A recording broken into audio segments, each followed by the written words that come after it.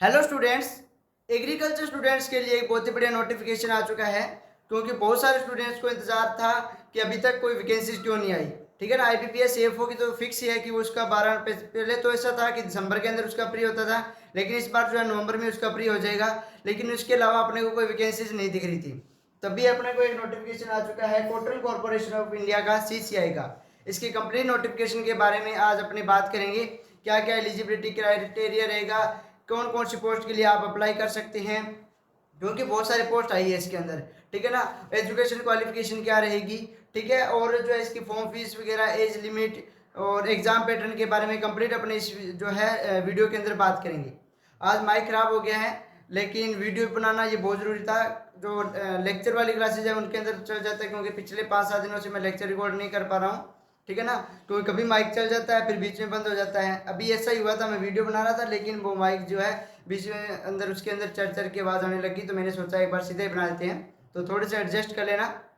तो चलिए इस वीडियो को शुरुआत करते हैं। अभी तक जिन स्टूडेंट्स ने चैनल को सब्सक्राइब नहीं किया, चैनल को सब्सक्राइब कर लेना और बेल आइकन को भी दबा देना, और वीडियो को लाइक जरूर कर दीजिएगा, क्योंकि आपके एक लाइक से मेरे को बहुत मोटिवेशन मिलता है। तो चलिए देखते हैं। Cotton corporation of India CCI का जो नोटिफिकेशन आया है, इसकी ऑफिशियल जो साइट है वो है www.cotcorp.org.in। ठीक है, इस पे जाके आप इसका कंप्लीट नोटिफिकेशन भी देख सकते हैं, और इसी पे जो है आपका फॉर्म जो है वो भरा जाएगा। ठीक है ना। ऑनलाइन जो है इसका एप्लीकेशन फॉर्म भरा जाएगा, इसकी पेमेंट भी ऑनलाइन ही होगी। ठीक है ना। अब बात करते हैं टोटल पोस्ट की। तो टोटल पोस्ट कितनी है? 151 है। ये जो 151 है ये सारी की सारी एग्रीकल्चर स्टूडेंट्स के लिए ही है। ठीक है ना। बहुत सारी और भी पोस्ट है, लेकिन अपने वो इसके अंदर ऐड नहीं कर रहे हैं, अपने सिर्फ एग्रीकल्चर वालों के लिए बता रहा हूँ कि 151 जो है वैकेंसीज एग्रीकल्चर वालों के लिए आई हुई है। उसके अंदर अलग अलग जो है 3 पोस्ट हैं, उनके अंदर अलग अलग वैकेंसीज हैं। जैसे सबसे पहले अपने बात करते हैं मैनेजमेंट ट्रेनिंग की। ठीक है ना। जैसे एनएससी का नोटिफिकेशन आया था ना, तो उसके अंदर भी ये था कि एग्रीकल्चर ट्रेनिंग की अलग थी, ठीक है, मार्केटिंग ट्रेनिंग की अलग थी। उसी प्रकार से इसके अंदर है कि मैनेजमेंट ट्रेनिंग, ठीक है, जूनियर कमर्शियल एग्जीक्यूटिव का अलग है, जूनियर असिस्टेंट का अलग आया है। ठीक है ना। तो मैनेजमेंट ट्रेनिंग है जो उसकी 11 पोस्ट है। कितनी है? 11 वैकेंसीज उसकी आई हुई है। एससी वालों के लिए कितनी है? 2, ओबीसी वालों के लिए 3, यूआर के लिए 4 और ईडब्ल्यूएस के लिए सिर्फ 1 वैकेंसीज है। इसके एजुकेशन क्वालिफिकेशन की बात करें किसके लिए? मैनेजमेंट ट्रेनिंग के लिए। तो आपको पता है मैनेजमेंट की जब बात आती है तो क्या आ जाता है भाई? एबीएम आ जाता है। ठीक है ना। आपकी एबीएम जो है वो कंप्लीट हुई होगी, तो आप इसके लिए अप्लाई कर सकते हैं मैनेजमेंट ट्रेनिंग के लिए। इसके बारे में अपने बात करते हैं जूनियर कमर्शियल एग्जीक्यूटिव की। ठीक है ना। इसकी जो वैकेंसीज है वो कितनी है? 120, सबसे ज्यादा यही है। ठीक है ना। 120 जो है वो इसकी वैकेंसीज आई हुई है जेसीई की, जिसमें से एससी की कितनी है? 18 है। ओबीसी की कितनी है? 39, 39 है। जनरल यानी यूआर की कितनी है? 42 वैकेंसीज हैं। एसटी की 9 है, और ईडब्ल्यूएस की जो है 12 वैकेंसीज आई हुई है।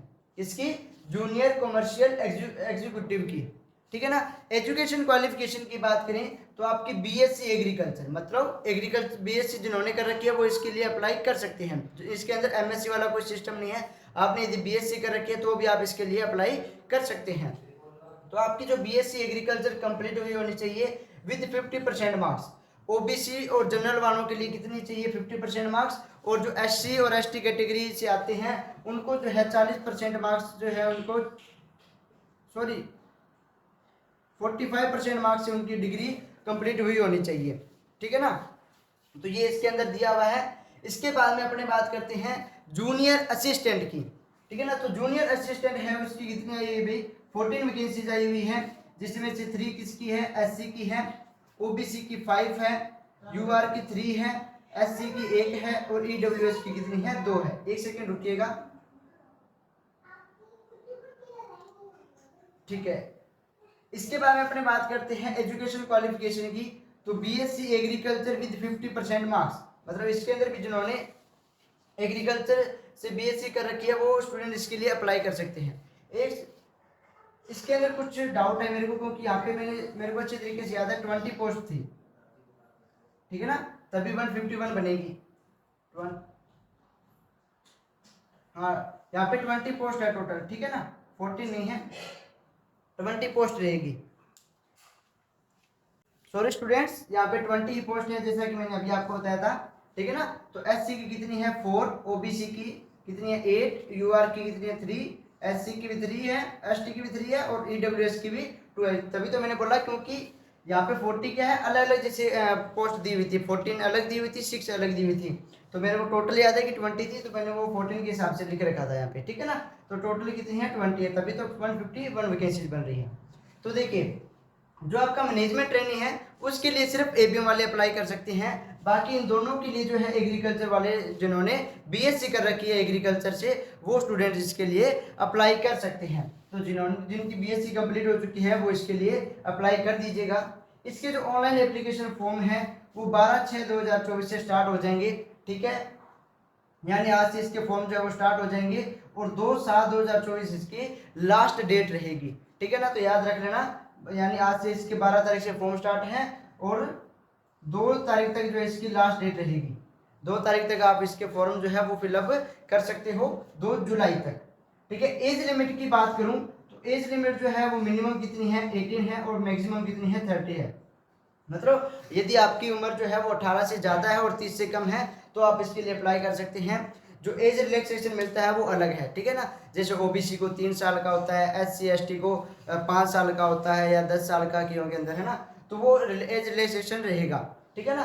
तो जनरल वालों के लिए याद रखना है कि 18 से 30 के बीच में यदि आपकी एज है तो आप इसके लिए जो है सीसीआई के लिए अप्लाई कर सकते हैं।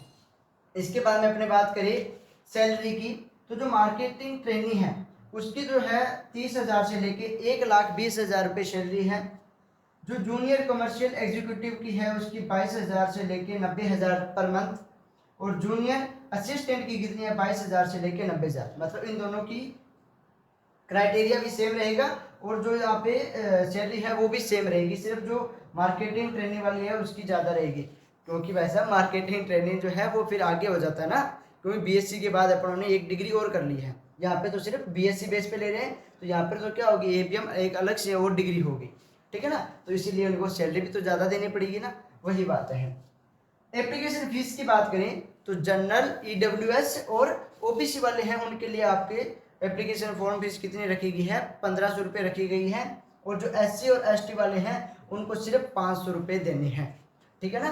तो एप्लीकेशन फीस भी याद रख लेना, यूआर और ओबीसी और ईडब्ल्यूएस वालों के लिए कितनी है 1,500 रुपये, एससी एसटी के लिए कितनी है भाई 500 रुपये जो है वो एप्लीकेशन फॉर्म फीस रखी गई है।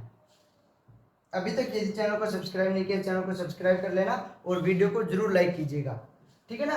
अब देखिए क्वालिफाइंग मार्क्स की बात करें, क्योंकि आजकल एग्जाम के अंदर ये सिस्टम चल चुका है कि उसके अंदर आपको मिनिमम क्वालिफाइंग मार्क्स का जो है क्राइटेरिया दिया जाता है कि यदि आपके इतने क्वालिफाई जैसे यहाँ पे 40 और 35% दे रखा है, यदि आपके मान लो जनरल वालों के 38 आ जाते हैं, ठीक है ना, तो भी उनका सिलेक्शन नहीं होएगा, ठीक है, पोस्ट खाली रह जाए, ठीक है ना। तो ये मिनिमम क्वालिफाइंग का क्राइटेरिया वाला जो सिस्टम है वो चला हुआ है, तो उसको देख लेते हैं। यूआर ईडब्ल्यूएस और ओबीसी के लिए 40% जो है मिनिमम क्वालिफाइंग मार्क्स चाहिए होंगे, एससी और एसटी को 35% जो है वो क्वालिफाइंग मार्क्स चाहिए होंगे, ठीक है। इसके बाद में अपने बात करते हैं एग्जाम पैटर्न की, ठीक है ना। एग्जाम पैटर्न की बात करें तो टोटल आपके कितने होंगे 120 क्वेश्चन होंगे और एक क्वेश्चन आपका जो है 1 नंबर का होगा।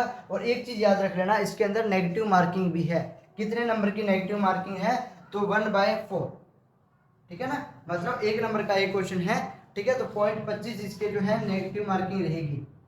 4 क्वेश्चन गलत करोगे तो आपका 1 नंबर जो है वो कट हो जाएगा। अब एग्जाम पैटर्न पूरा देखते हैं। देखिए सबसे पहले आपको ये याद रखना है कि आपका जो पेपर है वो 5 पार्ट के अंदर डिवाइड होगा, ठीक है। टोटल 120 क्वेश्चन होंगे, 120 मिनट से आपको टाइम मिलेगा, ठीक है ना। अब 5 पार्ट के अंदर पहला पार्ट आएगा आपका इंग्लिश का, जिसके कितने क्वेश्चन होंगे 15 क्वेश्चन होंगे और 15 ही नंबर के होंगे। इसके बाद अपने बात करें रीजनिंग की, तो रीजनिंग के भी 15 क्वेश्चन होंगे 15 मार्क्स के। क्वांटिटेटिव एप्टीट्यूड के भी 15 क्वेश्चन होंगे 15 नंबर के। जीके की भी 15 क्वेश्चन आएंगे 15 नंबर के। और सब्जेक्टिव नॉलेज जिसके 16 क्वेश्चन होंगे, आपको 60 क्वेश्चन मिलेंगे। अब सब्जेक्टिव नॉलेज जिसके अंदर अपना एग्रीकल्चर वाला सारा आ जाएगा, ठीक है ना। इसके ये जो दोनों पोस्ट है इसके अंदर जितना आपने बीएससी के अंदर पढ़ा हुआ है उसके अंदर से लगभग आएगा, ठीक है। एक्सटेंशन इसके अंदर नहीं आएगी, ठीक है ना। बाकी सारे आएंगे, एंटो भी आएगी आपकी, पैथोलॉजी भी आएगी, इंजीनियरिंग भी आएगी, सोयल साइंस, एग्रोनॉमी, सारा कुछ आएगा इन दोनों के अंदर। ठीक है, इसके अंदर ज़्यादातर पैटर्न जो है फाइनेंस का बहुत पार्ट है इसके अंदर, एबीएम वालों के अंदर फाइनेंस का सबसे ज़्यादा पार्ट आएगा।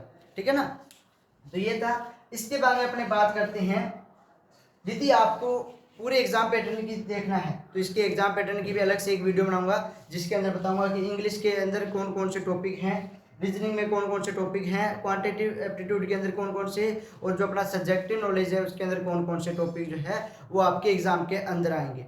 ठीक है ना, तो उसकी भी यदि आप चाहते हो कि आपको एक अलग से वीडियो मिले, ठीक है, तो आप कमेंट बॉक्स में लिख दीजिएगा कि सिलेबस वीडियो। ठीक है ना, तो मैं आपको एक अलग से सिलेबस की वीडियो बता दूंगा और उसके अंदर पूरी सिलेक्शन प्रोसेस भी बता दूंगा कि इंटरव्यू होगा या नहीं होगा, ठीक है ना, किस प्रकार से होएगा, एग्ज़ाम कब तक हो सकता है, उसकी कंप्लीट अपने बात करेंगे। इसके बाद में अपने एग्ज़ाम सेंटर की बात करें तो इसके अंदर जो 11 सिटी जो है उनको ऐड किया गया है। राजस्थान से सिर्फ एक है, कौन सा है, जयपुर। ठीक है, राजस्थान में आप जयपुर भर सकते हो, और पंजाब के अंदर भी एक है, कौन सा है, पंजाब के अंदर चंडीगढ़। ठीक है ना, इसके अलावा मुंबई हो गया, दिल्ली हो गया, हैदराबाद हो गया, और एलनाबाद हो गया, लखनऊ हो गया। ठीक है ना, ये बाकी अलग अलग जगह से, तो 11 सिटीज़ है वहाँ पर जो आप इसका एग्ज़ाम सेंटर जो है वो भर सकते हो। तो ये अपने स्कॉटलैंड कॉर्पोरेशन ऑफ इंडिया का नोटिफिकेशन आया था। ठीक है, इसकी कंप्लीट मैंने जो है वीडियो आपको बता दी है।